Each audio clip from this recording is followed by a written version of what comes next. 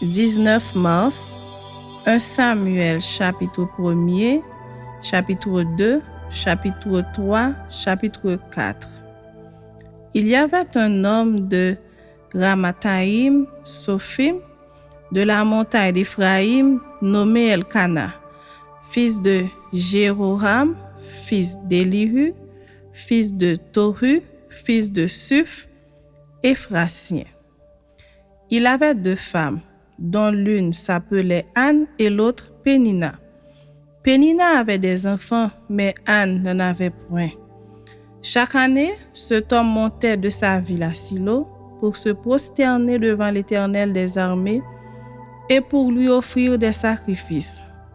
Là se trouvaient les 2 fils d'Éli, Ophni et Phiné, sacrificateurs de l'Éternel. Le jour où Elkana offrait son sacrifice, il donnait des portions à Pénina, sa femme, et à tous les fils et à toutes les filles qu'il avait d'elle. Mais il donnait à Anne une portion double, car il aimait Anne, que l'Éternel avait rendue stérile. Sa rivale lui prodiguait les mortifications pour la porter à s'irriter de ce que l'Éternel l'avait rendue stérile. Et toutes les années, il en était ainsi. Chaque fois qu'Anne montait à la maison de l'Éternel, Pénina la mortifiait de la même manière. Alors elle pleurait et ne mangeait point. Elkana, son mari, lui disait, « Anne, pourquoi pleures-tu et ne manges-tu pas? Pourquoi ton cœur est-il attristé? Est-ce que je ne vaux pas pour toi mieux que 10 fils? » Anne se leva, après que l'on eut mangé et bu à Silo. Le sacrificateur Élie était assis sur un siège près de l'un des poteaux du temple de l'Éternel. Et l'amertume dans l'âme, elle pria à l'Éternel et versa des pleurs. Elle fit un vœu en disant, « Éternel des armées, si tu daignes regarder l'affliction de ta servante, si tu te souviens de moi et n'oublie point ta servante, et si tu donnes à ta servante un enfant mâle, je le consacrerai à l'Éternel pour tous les jours de sa vie, et le rasoir ne passera point sur sa tête. » Comme elle restait longtemps en prière devant l'Éternel, Élie observera sa bouche. Anne parlait dans son cœur et ne faisait que remuer les lèvres, mais on n'entendait point sa voix. Élie pensa qu'elle était ivre, et il lui dit, « Jusque à quand seras-tu dans l'ivresse? Fais passer ton vin. » Anne répondit, « Non, mon Seigneur, je suis une femme qui souffre en son cœur, et je n'ai bu ni vin ni boisson enivrante, mais je répandais mon âme devant l'Éternel. Ne prends pas ta servante pour une femme pervertie, car c'est l'excès de ma douleur et de mon chagrin qui m'a fait parler jusqu'à présent. » Élie reprit la parole et dit, « Va en paix, et que le Dieu d'Israël exauce la prière que tu lui as adressée. » Elle dit, « Que ta servante trouve grâce à tes yeux. » Et cette femme s'en alla. Elle mangea, et son visage ne fut plus le même. Elles se levèrent de bon matin, et après s'être prosternés devant l'Éternel, ils s'en retournèrent et revinrent dans leur maison à Rama. Elkana connut Anne, sa femme, et l'Éternel se souvint d'elle.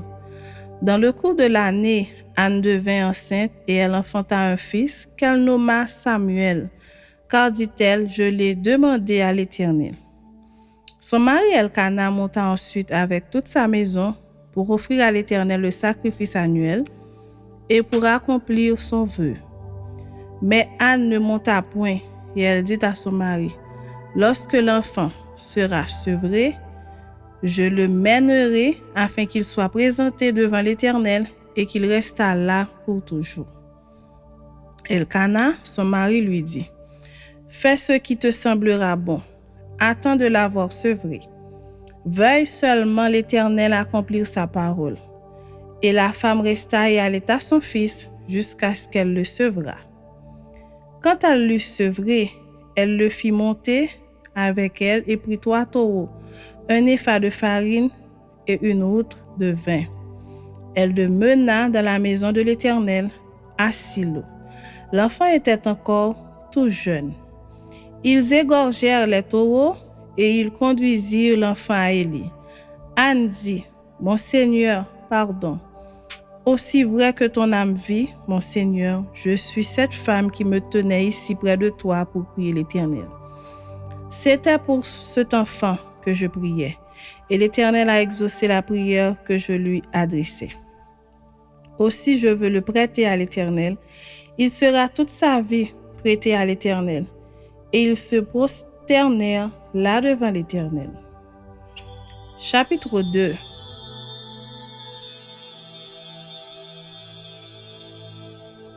Anne pria et dit, « Mon cœur se réjouit en l'Éternel.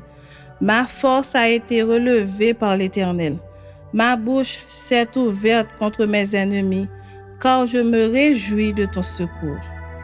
Nul n'est saint comme l'Éternel. Il n'y a point d'autre Dieu que toi. Il n'y a point de rocher comme notre Dieu. Ne parlez plus avec tant de hauteur, que l'arrogance ne sorte plus de votre bouche, car l'Éternel est un Dieu qui sait tout, et par lui sont pesées toutes les actions. L'arc des puissants est brisé, et les faibles ont la force pour ceinture. Ceux qui étaient rassasiés se louent pour du pain, et ceux qui étaient affamés se reposent. Même la stérile enfante 7 fois, et celle qui avait beaucoup d'enfants est flétrie. L'Éternel fait mourir et il fait vivre. Il fait descendre au séjour des morts et il en fait remonter. L'Éternel appauvrit et il enrichit. Il abaisse et il élève. De la poussière, il retire le pauvre. Du fumier, il relève l'indigent pour les faire asseoir avec les grands. Et il leur donne en partage un trône de gloire. Car l'Éternel sont les colonnes de la terre, et c'est sur elles qu'il a posé le monde. Il gardera les pas de ses bien-aimés, mais les méchants seront anéantis dans les ténèbres, car l'homme ne triomphera point par la force. Les ennemis de l'Éternel trembleront. Du haut des cieux, il lancera sur eux son tonnerre. L'Éternel jugera les extrémités de la terre. Il donnera la puissance à son roi et il relèvera la force de son roi. Elkana s'en alla dans sa maison à Rama et l'enfant fut au service de l'Éternel devant le sacrificateur Élie. Les fils d'Élie étaient des hommes pervers. Ils ne connaissaient point l'Éternel. Et voici quelle était la manière d'agir de ces sacrificateurs à l'égard du peuple. Lorsque quelqu'un offrait un sacrifice, le serviteur du sacrificateur arrivait au moment où l'on faisait cuire la chair, tenant à la main une fourchette à 3 dents. Il piquait dans la chaudière, dans le chaudron, dans la marmite ou dans le pot, et tout ce que la fourchette amenait, le sacrificateur le prenait pour lui. C'est ainsi qu'il agissait à l'égard de tous ceux d'Israël qui venaient là à Silo. Même avant qu'on fît brûler la graisse, le serviteur du sacrificateur arrivait et disait à celui qui offrait le sacrifice, « Donne pour le sacrificateur de la chair à rôtir. Il ne recevra de toi point de chair cuite, c'est de la chair crue qu'il veut. » Et si l'homme lui disait, « Quand on aura brûlé la graisse, tu prendras ce qui te plaira ?» Le serviteur répondait, « Non, tu donneras maintenant, sinon je prends de force. » Ces jeunes gens se rendaient coupables devant l'Éternel d'un très grand péché, parce qu'ils méprisaient les offrandes de l'Éternel. Samuel faisait le service devant l'Éternel, et cet enfant était revêtu d'un éphod de lin. Sa mère lui faisait chaque année une petite robe, et la lui apportait en montant avec son mari pour offrir le sacrifice annuel. Élie bénit Elkana et sa femme en disant, « Que l'Éternel te fasse avoir des enfants de cette femme pour remplacer celui qu'elle a prêté à l'Éternel. » Et ils s'en retournèrent chez eux. Lorsque l'Éternel eut visité Anne, elle devint enceinte et elle enfanta 3 fils et 2 filles. Et le jeune Samuel grandissait auprès de l'Éternel. Élie était fort âgé et il apprit comment ses fils agissaient à l'égard de tout Israël. Il apprit aussi qu'il couchait avec les femmes qui s'assemblaient à l'entrée de la tente d'assignation. Il leur dit, « Pourquoi faites-vous de telles choses? Car j'apprends de tout le peuple vos mauvaises actions. Non, mes enfants, ce que j'entends dire n'est pas bon. Vous faites pécher le peuple de l'Éternel. Si un homme pêche contre un homme, Dieu le jugera. Mais s'il pêche contre l'Éternel, qui intercédera pour lui? » Et ils n'écoutèrent point la voix de leur père, car l'Éternel voulait les faire mourir. Le jeune Samuel continuait à grandir, et il était agréable à l'Éternel et aux hommes. Un homme de Dieu vint auprès d'Élie et lui dit, « Ainsi parle l'Éternel, ne me suis-je pas révélé à la maison de ton père lorsqu'il était en Égypte, dans la maison de Pharaon? Je l'ai choisi parmi toutes les tribus d'Israël pour être à mon service dans le sacerdoce, pour monter à mon autel, pour brûler le parfum, pour porter les fautes devant moi. Et j'ai donné à la maison de ton père tous les sacrifices consumés par le feu et offerts par les enfants d'Israël. Pourquoi foulez-vous aux pieds mes sacrifices et mes offrandes que j'ai ordonné de faire dans ma demeure? Et d'où vient que tu honores tes fils plus que moi, afin de vous engraisser des prémices de toutes les offrandes d'Israël, mon peuple? C'est pourquoi, voici ce que dit l'Éternel, le Dieu d'Israël. J'avais déclaré que ta maison et la maison de ton père marcheraient devant moi à perpétuité, et maintenant, dit l'Éternel, loin de moi, car j'honorerai celui qui m'honore, mais ceux qui me méprisent seront méprisés. Voici, le temps arrive où je retrancherai ton bras et le bras de la maison de ton père, en sorte qu'il n'y aura plus de vieillards dans ta maison. Tu verras un adversaire dans ma demeure, tandis qu'Israël sera comblé de biens par l'Éternel, et il n'y aura plus jamais de vieillards dans ta maison. Je laisserai subsister auprès de mon autel l'un des tiens, afin de consumer tes yeux et d'attrister ton âme. Mais tous ceux de ta maison mourront dans la force de l'âge. Et tu auras pour signe ce qui arrivera à tes deux fils, Ophni et Phiné. Ils mourront tous les deux le même jour. Je m'établirai un sacrificateur fidèle qui agira selon mon cœur et selon mon âme. Je lui bâtirai une maison stable et il marchera toujours devant mon oint. Et quiconque restera de ta maison viendra se prosterner devant lui pour avoir une pièce d'argent et un morceau de pain, et dira, « Attache-moi, je te prie, à l'une des fonctions du sacerdoce, afin que j'aie un morceau de pain à manger. » Chapitre 3.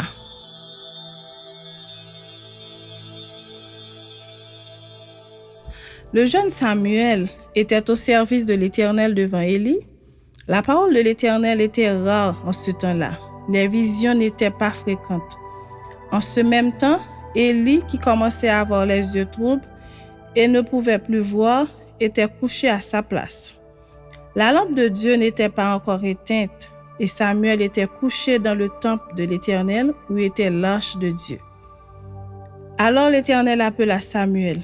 Il répondit, « Me voici. » Et il courut vers Élie et dit, « Me voici, car tu m'as appelé. » Élie répondit, « Je n'ai point appelé, retourne te coucher. » Et il alla se coucher. L'Éternel appela de nouveau Samuel, et Samuel se leva et alla vers Élie et dit, « Me voici, car tu m'as appelé. » Élie répondit, « Je n'ai point appelé, mon fils, retourne te coucher. » Samuel ne connaissait pas encore l'Éternel, et la parole de l'Éternel ne lui avait pas encore été révélée. L'Éternel appela de nouveau Samuel pour la troisième fois, et Samuel se leva, alla vers Élie et dit, « Me voici, car tu m'as appelé. » Élie comprit que c'était l'Éternel qui appelait l'enfant. Et il dit à Samuel, « Va, couche-toi, et si l'on t'appelle, tu diras, « Parle, Éternel, car ton serviteur écoute. » Et Samuel alla se coucher à sa place. L'Éternel vint et se présenta, et il appela comme les autres fois, Samuel, Samuel. Et Samuel répondit, Parle, car ton serviteur écoute. Alors l'Éternel dit à Samuel, Voici, je vais faire en Israël une chose qui étourdira les oreilles de quiconque l'entendra. En ce jour, j'accomplirai sur Élie tout ce que j'ai prononcé contre sa maison. Je commencerai et j'achèverai. Je lui ai déclaré que je veux punir sa maison à perpétuité à cause du crime dont il a connaissance et par lequel ses fils se sont rendus méprisables sans qu'il les ait réprimés. C'est pourquoi je jure à la maison d'Élie que jamais le crime de la maison d'Élie ne sera expié, ni par des sacrifices, ni par des offrandes. Samuel resta couché jusqu'au matin, puis il ouvrit les portes de la maison de l'Éternel. Samuel craignait de raconter la vision à Élie. Mais Élie appela Samuel et dit, Samuel, mon fils. Il répondit, Me voici. Et Élie dit, Quelle est la parole que t'a adressée l'Éternel? Ne me cache rien. Que Dieu te traite dans toute sa rigueur, si tu me caches quelque chose de tout ce qu'il t'a dit. Samuel lui raconta tout, sans lui rien cacher. Et Élie dit, C'est l'Éternel, qu'il fasse ce qui lui semblera bon. Samuel grandissait, l'Éternel était avec lui, et il ne laissa tomber à terre aucune de ses paroles. Tout Israël, depuis Dan jusqu'à Beersheba, reconnut que Samuel était établi prophète de l'Éternel. L'Éternel continuait à apparaître dans Silo, car l'Éternel se révélait à Samuel dans Silo par la parole de l'Éternel. Chapitre 4.